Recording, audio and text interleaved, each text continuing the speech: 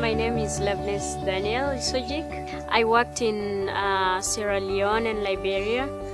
In Sierra Leone, I worked for Ebola treatment center called Town, and in Liberia, I worked in 2 Ebola treatment units, Kakata Ebola treatment unit and Bong Ebola treatment unit.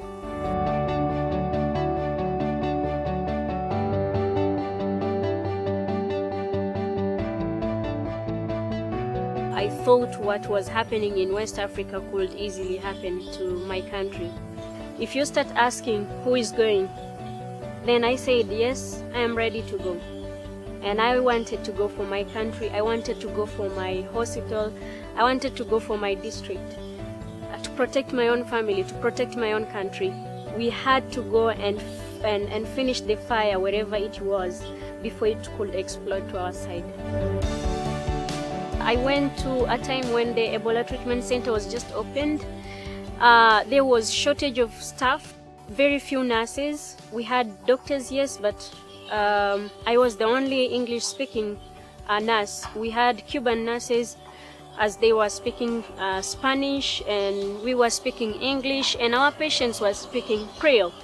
So a big language barrier. Putting on personal protective equipments that were mainly plastic was so much hot and so much suffocating.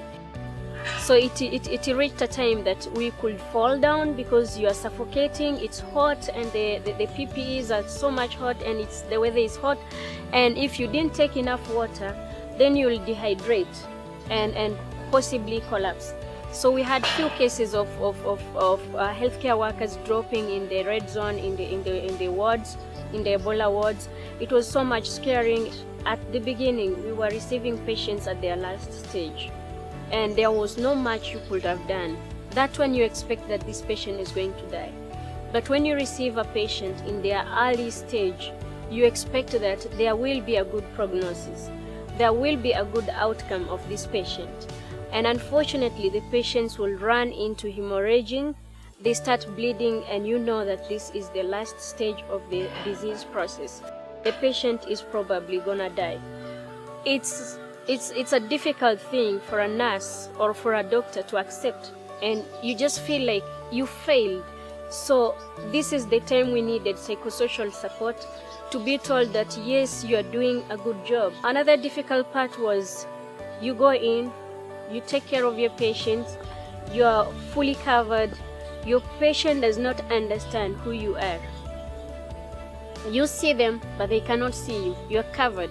They cannot identify you. There's interpersonal relationship that is broken in between the nurse and the doctor and the patient. And not knowing who is taking care of you is very difficult for the patient, because you don't know who is this. We used to write our names to identify ourselves, but it was difficult for the patients to identify you.